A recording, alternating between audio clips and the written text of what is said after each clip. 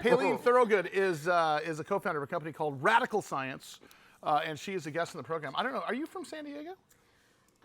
Do you live here? In San Diego. Oh, you do? Okay, good. Well, it's great to have you here. Yeah, but I'm from Istanbul, Turkey, originally. So what does Radicle Science do? So we are an AI-driven health tech company. Heard of AI? Proving and predicting the health outcomes of everyday health and wellness products for the first time in history. All right, so talk about that. What does that mean for the rest of us? So first of all, we understand the AI function here, but you talk about reimagining traditional pharmaceuticals. Yep. So give us an example of what you guys are doing.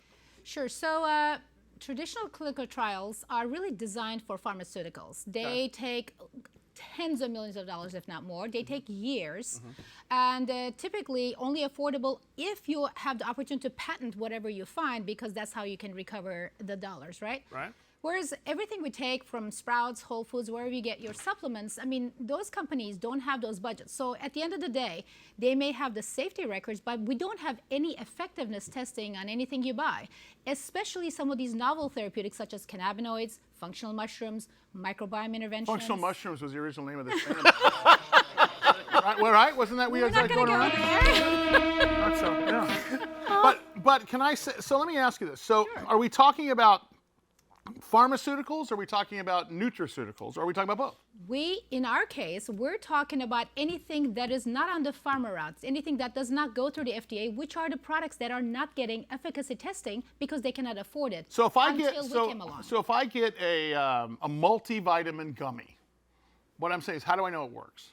Is that part of what you guys test? So we don't really go after vitamins because they are single molecules, and we have certainly done a lot more work on vitamins. But think about cannabinoids, CBD. Think about functional mushrooms, lion's mane. Okay, so there's a great thing. So you got CBD, right? So the Yeah. CBD rub, your shoulder hurts, right? Yep. How do I know what's in there? And because there hasn't been any best practices, really. Exactly. Right? Exactly. Like even when we legalized recreational marijuana here, we didn't have the infrastructure, didn't have the packaging, the safety regulations, any of that stuff.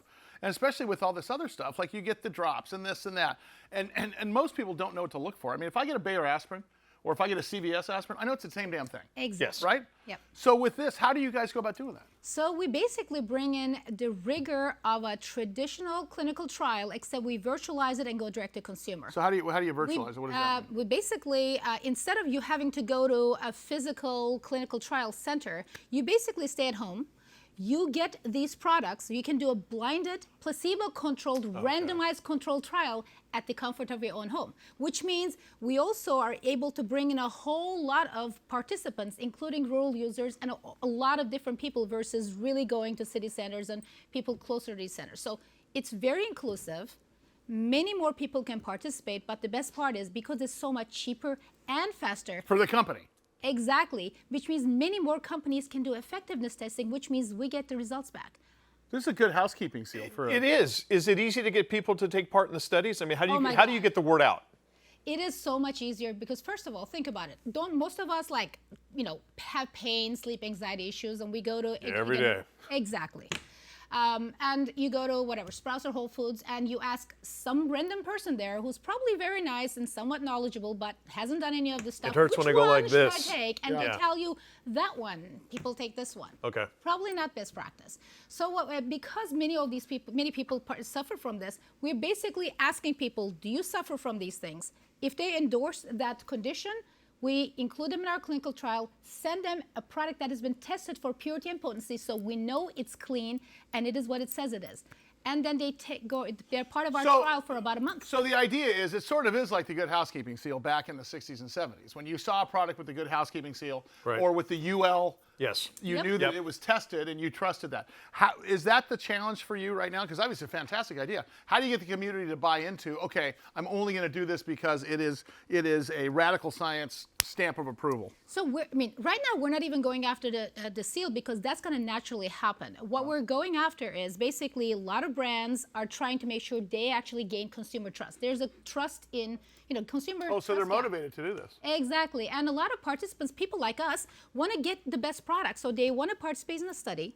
they get free product, they actually get their health results back, they know if it worked for them or not, and so they have information, they get great information that has been analyzed by us. The brands get amazing information through our randomized controlled trials, so they can actually have marketing claims based on these products that can say clinically proven to whatever. So here's my question. So how do we know that you did? So when we go to the, the super hippie Whole Foods, Birkenstock wearing tie-dye t-shirt person giving me the advice on, for Mike's example, what kind of psyllium powder should I get? Look it up. Exactly. Don't want to talk about it here.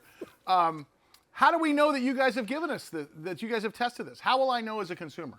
So first of all, the marketing claims that the brand can make, whether at the store level or at e-commerce on their level, label or whatever. Yes. Right. If they actually are making claims without doing the clinical trials by us or anyone else, FTC, not FDA, but FTC can go after them. Exactly. So we basically provide the rigor of a clinical trial where they can actually. But will I see that on the label? They'll say this has been tested. They can actually put it on the label if they so choose. Correct. And what is it called? What is that called? You call it consumer clinical trials, or? Yeah, exactly. Clinically proven to, and you're able to say that only because it's been gone through a proper test. Test that actually has the rigor, the randomization, the control groups, and things like that. See, wouldn't it be nice to know when you go there and you're spending $15 on a bottle or whatever? Or $100 St. John's wort. Yeah, exactly. St. John's wort, exactly. Yeah. Pelin, thank you so much. Pelin, Thorogood. Radicle Science.